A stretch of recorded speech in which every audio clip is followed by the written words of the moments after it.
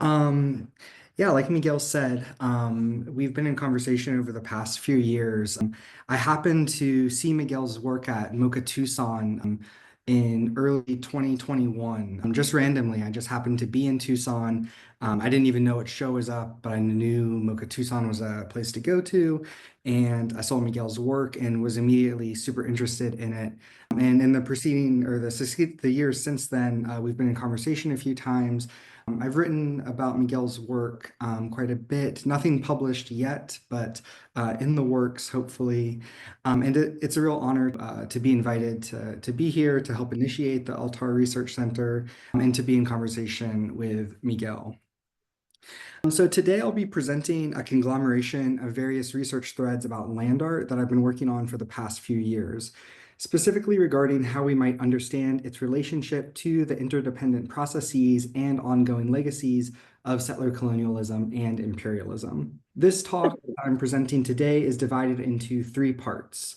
The first section will offer a brief overview of land art for those who aren't familiar with the movement, including examples of how it is now commonly critiqued by scholars as reproducing settler colonialism. In the second part of my talk, I'm going to suggest that art historians, specifically Rosalind Krauss and to a lesser extent Mi-Won Kwon, offer useful frameworks that not only allow us to better understand land art's emergence as an art historical movement, but also provides the very language for us to critique it through an anti-colonial and anti-imperialist analysis. And so I'm specifically interested in how Krauss's notion of what she calls an expanded field presumes an ever accessible field on which to make art, as well as how her theorization of expansion always necessarily coincides with processes of enclosure. And then I'll conclude my talk today with a brief discussion of Miguel's practice, which I argue offers a really crucial example of artists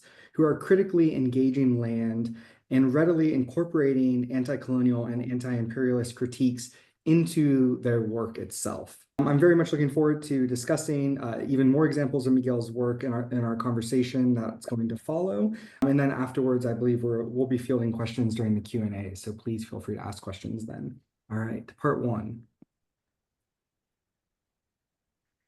In 1968, a few years after several associated artists had begun similar investigations into the properties of scale, material, and installation, the work of 10 individuals, all white Euro-American males, was exhibited together for the first time in Earthworks, an exhibition at the Dwan Gallery in New York City. And here we're seeing an installation shot of that exhibition. Robert Morris's work in the foreground and some of Smithson's non-site in the background there. And we'll talk about this exhibition, another work in this exhibition, perhaps during our conversation. Months later, in February 1969, Earth Art opened at Cornell University, curated by Willoughby Sharp and featuring many of the same artists. Within a relatively short period, the movement that has since taken the moniker of land art, itself a label first used in the 1969 made-for-television exhibition of the same name put together by German curator Gary Schum, had obtained institutional legitimacy and received major financial support. The cementing of land art within the Western art historical canon was further influenced by its close relationship to major artistic trends, including developments in minimalist sculpture, postmodern explorations of new media, institutional critique, environmental spatial practices, and discourses of site specificity. While land art was, somewhat paradoxically, popularized through this rapid-fire series of exhibitions on the East Coast of the United States and in Europe, a handful of artists had been regularly venturing to the southwest of the United States to make large works that have since become emblematic of the movement. In 1968, for example, Walter de Maria made mile-long drawing in California's Mojave Desert, consisting of 2-mile-long parallel lines made with chalk. The next year, in a secluded desert valley in Nevada, de Maria used a bulldozer to construct Las Vegas Piece, carving several connecting lines into the ground and ripping up the existing desert flora in the process. Both of these works were done without permission and, given their impermanent nature, did not involve the purchase of land. The one on the right, Las Vegas Piece, is arguably still there, so it's been semi-permanent, but it will likely be almost impossible to discern within another 100 years or so. The impulse, though, to even attempt to make such work heavily relied on a captivating idea of emptiness, of vast open tracts of land readily available for use by anyone who so desired. In recent years, and especially after the completion of Michael Heiser's 5-decade-plus project City in 2022, which we're looking at here, it has become increasingly common for such works of American land art to be denounced as replicating and reproducing settler colonialism, understood as the specific form of colonialism in which the dispossession and displacement of indigenous peoples allow for their ostensibly permanent replacement with a dominant settler population from elsewhere, who proceed to continually eliminate indigenous lifeways by exploiting land and labor for capitalist accumulation. Beyond the blatant appropriation of landscaped forms mimicking indigenous earthworks, such as Robert Smithson's use of a spiral evoking the coiled tail of the serpent mound effigy in what is now southern Ohio, and his borrowed consideration of an aerial perspective, these various critiques of land art all follow comparable lines of thought. Most put forth that the artists who sought grand open spaces for their often monumental undertakings exemplified the process of settler colonialism on the North American continent by making work on land that was previously occupied, dubiously obtained, and which further erases indigenous histories and presence through its very creation. A most fitting example is Michael Heiser's Double Negative, which is located on the traditional territory of the Southern Paiute in Nevada, the land for which he surveyed during a flight, purchased with funds from gallerist Virginia Dwan, and later carved out using dynamite and a bulldozer, a compilation of objectionable settler colonial technologies. Dwan herself would later recount about such ventures by land artists, quote, "The idea of virgin land became very exciting. We had a terrifically pioneering feeling," end quote. In these characterizations, land artists are equated to Lady Columbia in John Gast's 1872 painting American Progress, becoming perpetrators of manifest destiny through their artistic practice. This analysis, however, is somewhat incomplete, or rather ahistorical, for it seemingly considers that land art randomly arose when it did, even though settler colonialism in North America was already a centuries-long project in the making. Indeed, the tendency of land artists to seek quote-unquote empty land would have been of settler colonialism if the movement had taken place in the 1880s, the 1930s, the 2010s, or any other decades since European contact. In suggesting settler colonialism's ongoing nature, these critiques of land art affirm Patrick Wolf's adage that settler colonialism is a structure, not an event, but they risk missing how land art resonates with the specific period in which it emerged, particularly how forms of land-based domination had recently begun to shift in response to formerly colonized peoples obtaining their independence. Such shifts are especially evident in the production of Partially Buried Woodshed, in which Robert Smithson instructed the operator of a rented backhoe to dump 20 loads of dirt atop an unused woodshed on the outskirts of Kent State University in northeastern Ohio. The work was deemed complete once the woodshed's center beam cracked, after which Smithson insisted the woodshed be left alone and allowed to slowly collapse under the newly added weight. Smithson's decision to permanently alter an agrarian structure with external forces ensuring its eventual destruction symbolizes the newfound cultural and economic impacts of neocolonialism, which employs smothering pressure from outside rather than seeking overt control. The essence of neocolonialism, Kwame Nkrumah, then president of Ghana, theorized in 1965, is that the state which is subject to it is, in theory, independent and has all the outward trappings of international sovereignty. In reality, its economic system, and thus its political policy, is directed from outside.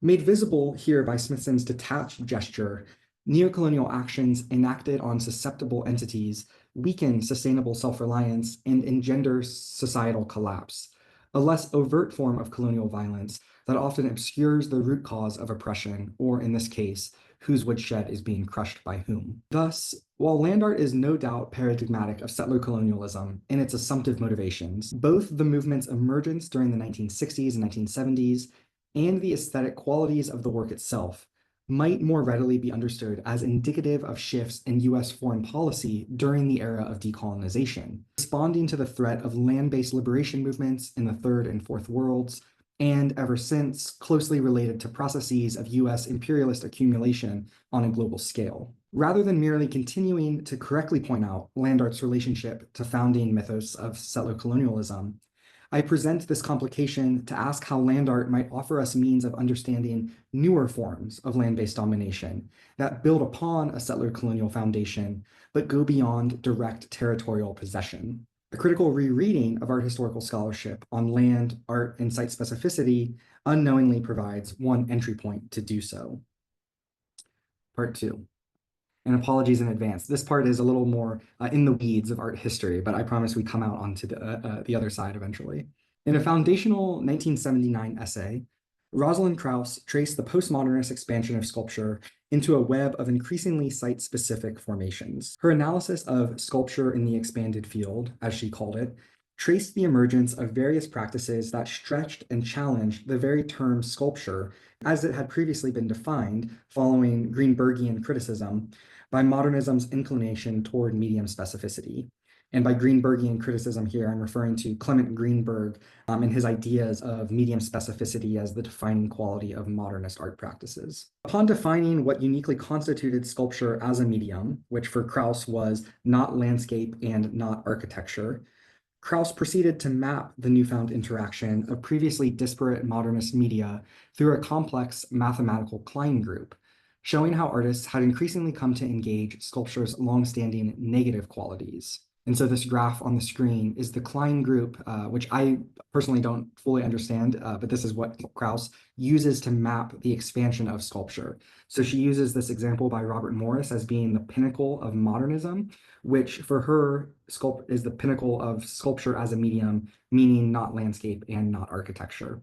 And then she maps these other versions here, which I'll explain. By interacting with landscape and architecture, sculpture had expanded into new categories described by Krauss as marked sites here, site construction here, and axiomatic structures, which are evident in works such as Heiser's Double Negative, which we've looked at, Smithson's Partially Buried Woodshed, and Robert Irwin's Architectural Interventions, respectively. Through this theoretical rather than historical understanding of recent developments, Krauss offered an expanded field of sculpture that was equally a process of enclosure by sculpture. In other words, Krauss's Klein group was not a wholesale rupture of sculpture as we knew it, but rather a mechanism through which sculpture could ultimately be preserved as an artistic approach by incorporating that which it had previously defined itself against. 2 decades later, Mi-Wan Kwon built upon this expanded field to show how new forms of site-specific practice had emerged from sculpture's postmodern shifts described by Krauss. Looking at how early forms of institutional critique took the site of the institution as its focus point, Kwon extrapolated that the site in site-specific practice was slowly becoming further and further unmoored from the work's physical location, instead turning a work's matter of address to more social realms. In turn, artists became increasingly concerned with discursive issues such as ecology or feminism, which had become the new site of artistic inquiry.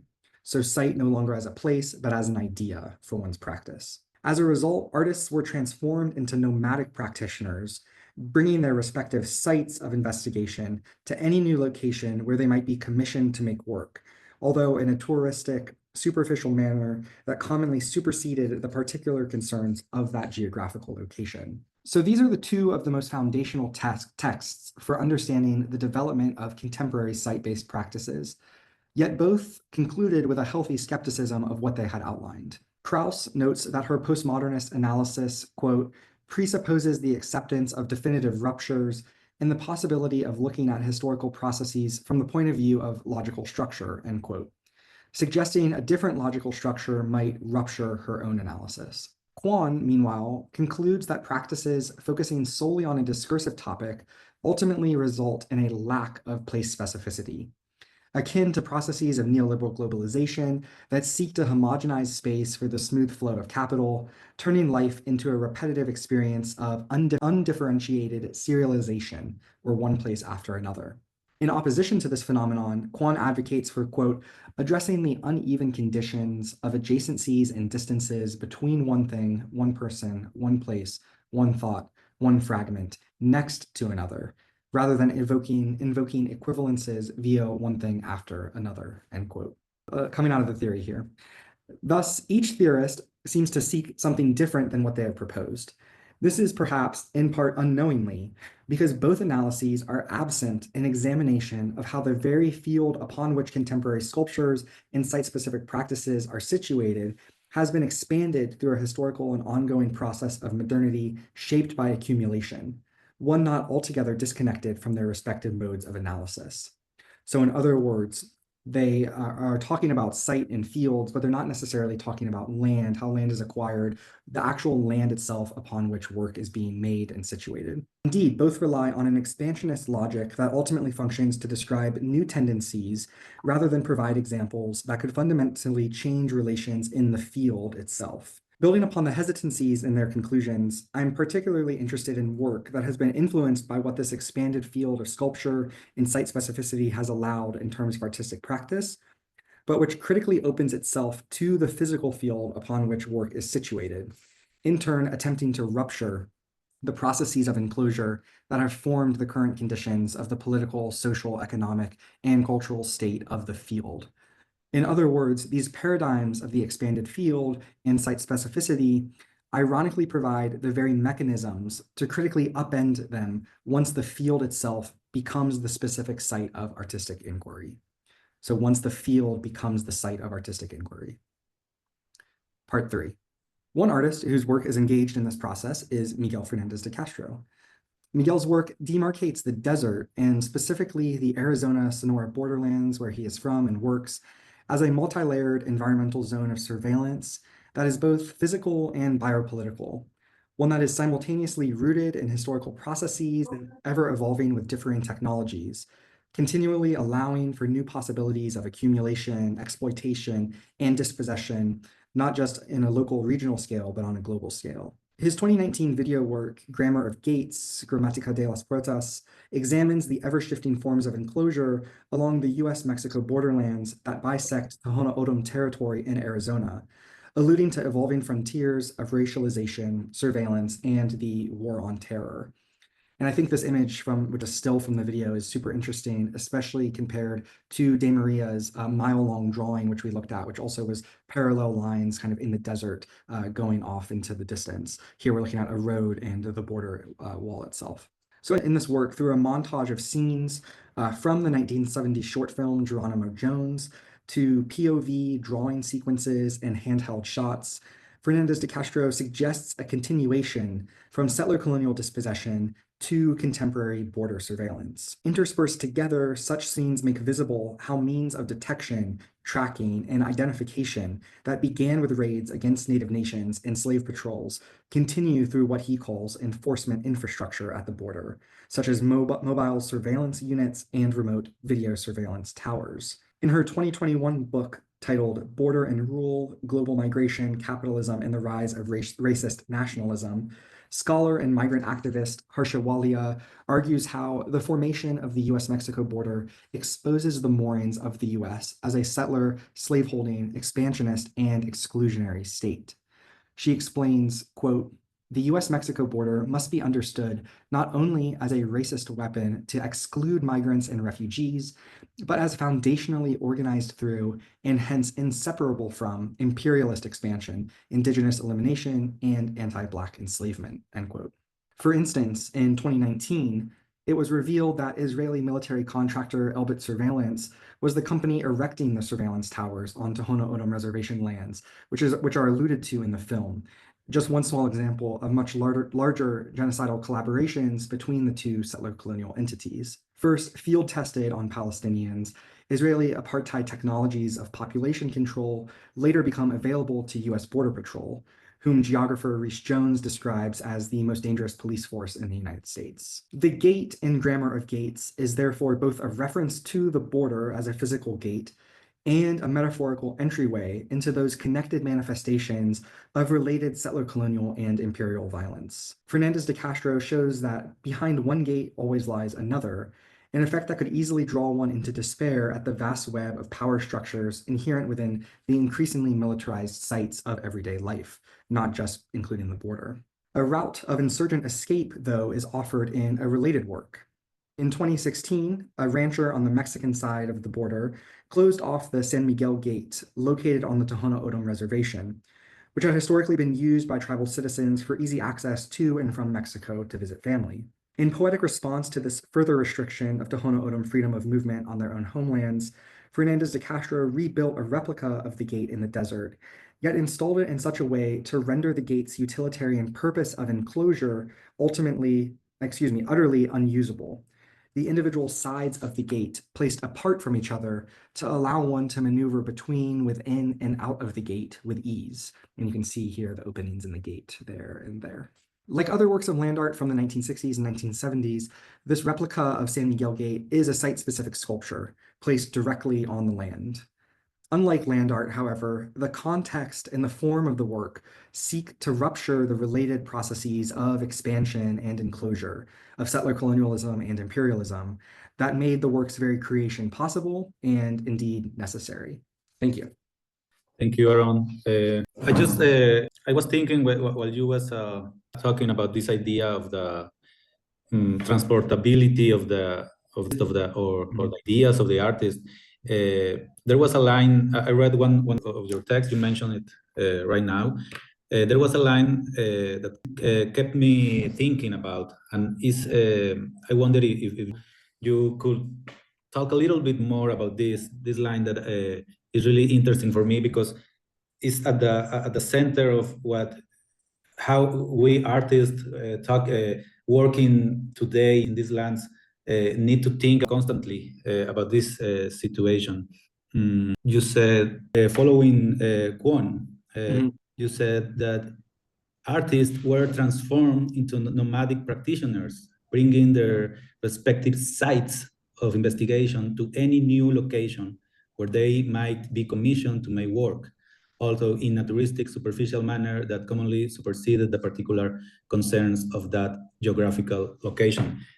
I wonder how this, if you could develop a little bit more about this, following the quote, because it's really, at least for us working in Sonora, that at the same time is very different than working in Arizona, I guess. It's very present in the way this system tries to push us to, in a way that tell us to make a specific kind of work in this sense. I see. Thank you for the question. So just to expand a little bit on what Kwon is kind of arguing and how I'm trying to engage with her argument. Kwon is basically arguing, she offers this really rich genealogy of site specificity as an idea. We can think of it as beginning with land art, where site-specific works in a specific site, hence the name. And over time, the idea of site specificity becomes increasingly unmoored and detached from a physical location. And artists become, due to a lot of external effects, such as the biennialization of the global art market, the kind of globalization of art practice, artists are kind of increasingly forced into lanes or sites that their practice explores, which are interestingly never really related to a site, an actual physical site or location. So Kwon offers ideas like an artist's site of practice becomes ecology. And so they're invited to do all these different installations and exhibitions at different locations that they have no real connection to, but their work is always vaguely about ecology. Or an artist's site is, say, feminism. And so they make feminist work no matter where they're invited to go. And what's really interesting is not in this process, and Kwon doesn't necessarily say this exactly, but in this process of the unmooring of site-specific practices from an actual place, artists also stop making work about place in a lot of ways. And so the artists that I always find myself drawn to are artists who are deeply engaged and rooted in a place and are making work specifically about that place, even if it moves to other locations. So, for example, maybe we can talk about in a little bit the exhibition that you did at Storefront in New York, which was about Sonora as a place, and it's a deeply place-based project, but it's not necessarily being shown in that place. But at the same time, I think it retains an important rootedness in sight that other practices that Kwon is talking about don't necessarily have. So the way I see your work and what I was trying to get at with the last section there is that the site of your practice is both the physical site, the place itself, and it remains that even when you're showing and doing work in other places. The work that's up in Mexico City as well right now. And so the site becomes your site, if that makes sense. The physical site becomes your discursive site, even as you go elsewhere. And I think that's a kind of way that artists are able to kind of counteract to become nomadic, touristic, kind of superficial practitioners. And I see your work as a complete counter opposite to that idea, which is what I was trying to get there. It's interesting. When listening to you, I was remembering this. I think was this interview that Heiser did. I think it's not that. It's recent, I guess, where he mentioned that he did some of that land art pieces in Nevada, specifically there because the land was cheap, and that means that, and also because the labor force that was cheap. So I wonder what was that land and who was that labor, forced labor, and always there is always this doubt and this question about the timelines where you can ask questions in retrospective, you know? If we can ask some questions to them regarding if they knew that, if they decided to just ignore that or not. But still, you can trace lines to that time where you could talk about that topics without just ignoring that. So I wonder if what are you thinking about this kind of, because it's not just Heiser, it's the other artists that just decided to ignore that particularities of the land. Yeah, that's a fantastic question. I think the question of labor is really crucial and is always kind of ignored or glossed over in discussions of land art. I think I might know the exact interview you're talking about Heiser talking about city. And there's a mention that the land where city was made was downwind of the nuclear tests that were happening. And so there's the very, very real possibility that the workers, the laborers who Heiser had hired, were basically pushing around potentially like nuclear contaminated dirt. So the question of labor and of land and labor actually as kind of interrelated topics is I think understudied specifically with land art, but also in contemporary practices as well. And one thing about the kind of timeline that you're mentioning is land artists seem, including Heiser, they have a deep interest in history. In Smithson's Spiral Jetty film, there's all the shots of the dinosaur wing of the museum, and they're very interested in geological time, prehistoric time. But then there's always a weird jump in their conception or understanding of history, where it's only kind of prehistoric geological history and kind of contemporary ecological issues or concerns. I do think a lot of the land artists did have interest in industrialization and kind of ecological contamination, even if it didn't necessarily come out in their work as a critique of those things. But again, there's that interesting gap in their timeline of what they are interested in and what's kind of incorporated into their work. And that gap is specifically on the North American continent, basically histories of colonization, how the land became readily available for them to use it for their practices. So it's a selected timeline of history for a lot of the kind of the founders of the land art movement. And yeah, thank you. Yeah. Which just one last comment, which is very similar to the foundational text of the frontier in American history, is this gap or this absence, that sudden absence of indigenous people in the entire book or the entire essay that Frederick Turner did, no? So yeah, this is this absence at the exact moment, and a precise moment that one could say is on purpose or not, but it is there. Yeah, definitely. And maybe related to that, before we open up to questions, maybe we could talk a little bit about some of your other work that I think is related to the questions you've been asking. So thinking about your work in relation to land artists, this was one comparison that I wanted to bring up.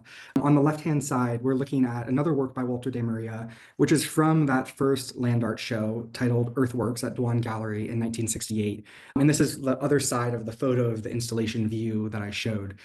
This work by de Maria, it's the work on the wall, and it's titled The Color Men Choose When They Attack the Earth. And that same title is on a plaque, which is on the in the middle of the work there. So it's this yellow canvas that is meant to, at least in my reading, meant to represent things like the caterpillar bulldozer, the yellow color of the bulldozer. And De Maria is saying this is the color men choose when they attack the earth.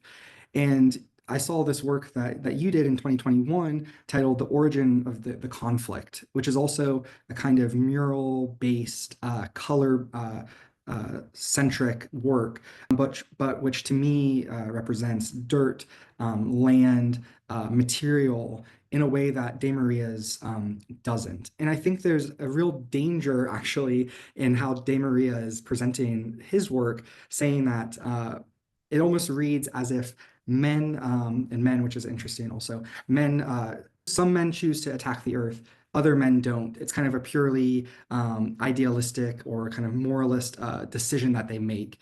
Whereas your work, I think, is actually really honing in on the thing that is important, that causes conflict, which is questions over land, territory, material. And De Maria's work kind of completely glosses over that. So I was wondering if maybe you could tell us a little bit more about the work here and what inspired you to make it. Yeah, yeah, this was a I liked this project a lot in the process of doing it. It's just the process is really different than the Marias and the meaning, I guess, and it's very like it's very specific. Is how can what is the color of the conflict in a particular place? And this particular place is the Ejido El Bajío. That is where it's an open pit of a mine that has a large conflict now. I think more than 10 years now, almost 15, where they were fighting against a big mining company, and then they could evacuate the mining company.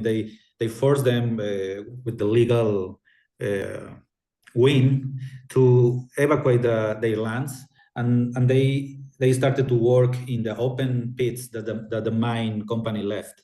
So for me was these things they were doing there because the owners, the communal owners of this land, they started to dig the already made open pit and to make gold with artisanal processes. Yeah. So I noticed that they had this ambiguous feeling about that because that gold was the same thing that caused the problem at the beginning, but at the same time they were extracting a little amounts of gold to help themselves, and they were doing in a way the same that the mining company did. So el origen del conflicto is in two ways. Is like a literal in a way that it started a legal conflict, like a large legal conflict, but also the conflict that the communal owners of the land had doing this. So and then I decided with this gold, with this dirt, to make a pigment, and I didn't know the result. This was the result, and I decided to do this when I was invited to make a mural in Caborca, which is the city where the mining company is. So for me was kind of a way to put that color in front in the middle of the city because the mining company basically owns that city. So that was the idea behind this mural.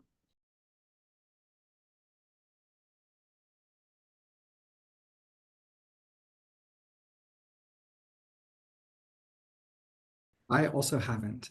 So unfortunately, I don't have a good response, Caroline, but thank you for the suggestion. I'm looking it up already and adding it to my list.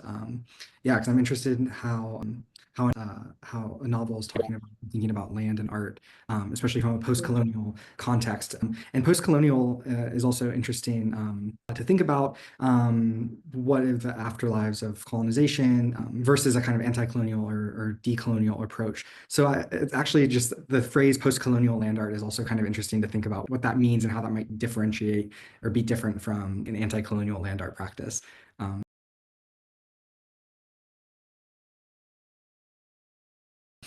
Thank you for the question. I think this is the big question, right? Because it gets into questions of solidarity, it gets into questions of the messiness of politics, it gets into the possibility of a post-colonial or decolonial type of future. And I want to say that there is definitely a way that artists can make work about land that they might not necessarily be from or they might not be indigenous to in a way that is not superficial or extractivist.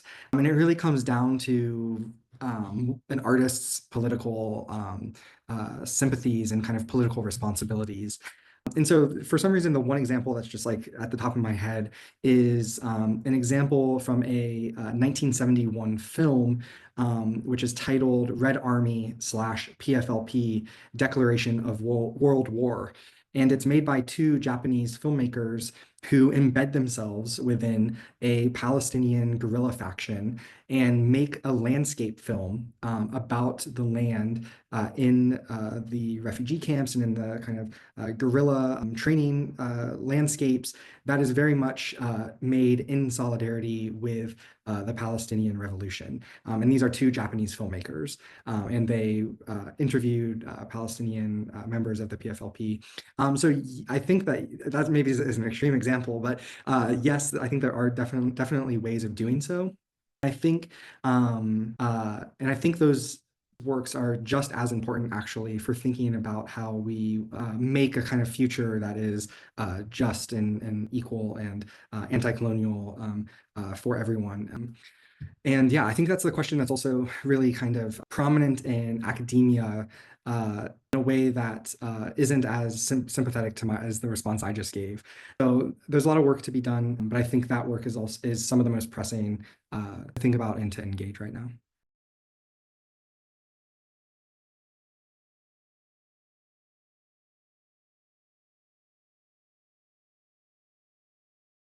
Thank you for the question. I think the idea of site that you're putting forth there and asking me to think about is very closely related to the same idea of deserts as a site that land artists had in mind, which was a site of emptiness that was readily available. For them, it was to make art. What I think you're kind of referring to and getting at here is that same idea of kind of emptiness, wastelands, kind of relegates the desert or desert spaces to a kind of polluted present, right? It's a place where nuclear testing can happen because it's already a wasteland. There's no environments, there's no ecosystems, there's no life that's worth preserving there, so we can just completely destroy it.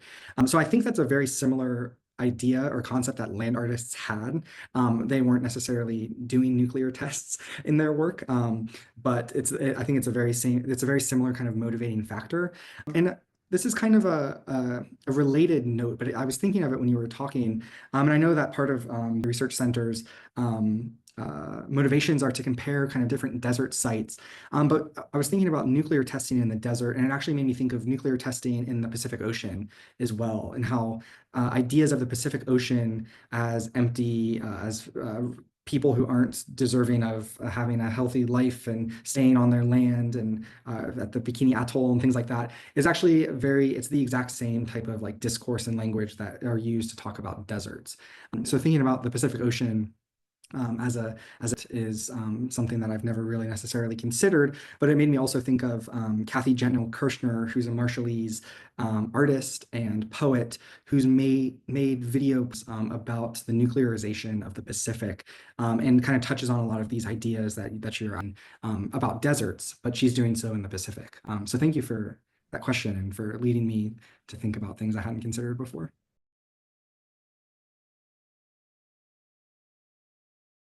Yeah, that's actually, just to add to that question, and I don't know if this is more of a Latin American trend or if it's also happening in the US, but territorio and la defensa del territorio, la lucha por el territorio, it has become the term now to refer to many of these questions rather than land. And what that entails in terms of territory being, I think, coming from a more kind of geopolitical sort of tradition or definition. But anyway, if you want to say something about that. Yeah, thank you for the question. For me, yeah, I don't think in terms of land art or even territory. Of course, I mentioned the word a lot, but for example, in this work that is mentioned about the radio communications among the puntos, just to give you a little context, I made recordings of the so-called puntos. We call puntos the watchmen that are in the hills around Altar, and that watchmen have radios, and they report everything they see on ground, in the town, or in the dirt roads that go straight to the border. And the puntos even cross the border. So the puntos are also in the hills towards Tucson, Phoenix. So I asked them to if I could record some of that frequency, some of that messages that they are sending, because I like what they do. In a way, is what I do is to see. It's just to see. They work is to see and to say what they are seeing, and to report that, and the main activity there is to see. So that frequencies in a way articulate another way of territory or land or even air, because now with this also with this now very present thing about drones and the shootings and bombings with drones here at the border, there is another open field there is present there. So yeah, definitely that notions of land art or territory are not for me are not useful anymore. So yeah, I prefer to think about activities, what they do, where, and how this challenge that these traditional notions of territory. Thank you for the question. I'm kind of ambivalent about land art as a term. I'm working on a book that the title is Land, Art, Liberation. So I'm interested in thinking about land and art in combination. I do think that it's worth challenging land art through practices like Miguel's that really upend most of its assumptions. I don't think that necessarily that means we need to call that practice land art, but I think still thinking within these terms that have been so cemented in art history, at least, is really useful. And also, I'm also thinking about a lot of my work is about Hawaii, actually, which is where the Pacific kind of stuff came up a little bit ago. There, when they talk about land, it's understood that it's not just the physical ground, but it's also the ocean, it's also the air. It's kind of an ecosystemic understanding of place, but land kind of retains all of that. So yeah, territory versus land, I think that's also interesting. I don't really know if I prefer one over the other, but I think they have different goals and different ends and can be deployed in different ways. I think we're about to wrap up maybe, but just before we do that, I just wanted to show some other slides real fast. We don't have to talk about them, but really love this project that you both did, The Absolute Restoration of All Things, talking about expanding on what Miguel was talking about with the origin of the conflict, that work. And I really love this cube shape that you made with rammed earth in the center of the mining pit, because in a lot of ways it replicates the origins of what started the process toward land art, which were Robert Morris's cubes, and thinking about the kind of phenomenological relationship between person and work and the frame of the gallery space. But you're doing so to think about the site, the physical location of the mine. And also congratulations on being on the cover of this book. And then also it just made me think about the history of restoration or reclamation proposals by land artists. So Robert Smithson's proposal to reclaim the Bingham copper mining pit in what is now Utah. And interestingly, his proposal was basically to keep the pit the same, but to add a kind of viewing platform in the middle of the center where people could go and look up in awe and disgust, I guess, at what had happened to the land. And so I'm also interested in the correlation between how the cube is in the middle ground of the pit here, and is meant to kind of reverberate the terraces of the mining pit around it. So those were just some other connections that I was making, thinking about Miguel's practice, your practice together in relation to these.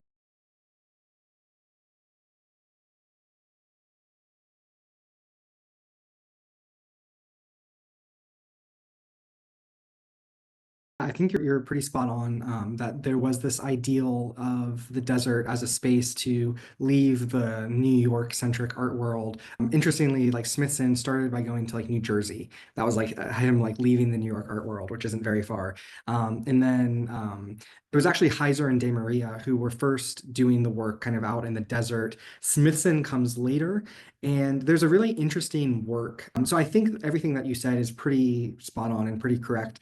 There are moments, though, that I get an impression that Smithson specifically had a more kind of critical or like self-aware that he was kind of replicating all of these problematic kind of tropes and ideas of the desert and the West and things like that. There's a work titled Mono Lake or Mono Lake, which is a road trip that Smithson, Heiser, and Nancy Holt went on together. And Nancy Holt films their travels, driving through the desert in Nevada, going to Mono Lake. And the whole time, you get the impression that Smithson is almost performing a character in the film. He's wearing a cowboy hat, he has on blue jeans, he's wearing cowboy boots, he's drinking like Coors Light or Miller Lite, I can't remember which beer, and he's being filmed doing this while like traversing the landscape. And you get the impression that he's like playing being a cowboy. Whereas Heiser, who was from California and had more personal connections to Nevada, I think actually took himself more seriously. So there's a tension in the work where it almost feels like Smithson is making fun of Heiser. I don't know if that's true, but that's kind of how I understand the work. And the film ends with them camping up at Lake Tahoe, and they have a map, which they've been using on their road trip throughout the day, and they're making s'mores. And the film ends with them rubbing these cooked s'mores into the map and like destroying the map. So it's a very kind of abstract ending to the film, but I understand that work specifically as kind of challenging some of the things that you were mentioning. So and this is why like I'm actually, even though maybe I was critical of land art in my presentation today, I actually really think it's interesting to think through, because there are moments like that. And there's another work by Walter De Maria called Hardcore, which is a video work that ends in this performative shootout between cowboys. And then there's like a flash of an Asian girl that's on the screen, like right before the film ends. And that's the only reference to this Asian girl, is this flash at the very end of the film. And you get the impression that now this is a critique of the Vietnam War, right? And there's also, Smithson was involved in some work against the Vietnam War. So I think that I don't want to be like too critical, but I also don't want to be too forgiving of land artists, which is why I think that it's such an interesting kind of movement, and the figures are so interesting to think with in conversation, because a lot of it is super problematic, and a lot of it is also there's where you can read things in a kind of oppositional way too. Yeah, like those small moments of irony, almost you would call it, like some kind of self-awareness or like a kind of a distance from. Interesting. Well, thank you so much for all the references and all your thoughts and ideas. It's really great to have you here as a guest speaker. And also thank you so much for looking at Miguel's work, but also our work so closely. And, it's really an honor for us. And thank you everyone who has been here. For those of you who joined late in the conversation, we're gonna have it upload to our website soon, and we'll send out some messages when it's ready and available, and we hope to have you in our next session, which will be in a month from today. Thank you so much. Gracias.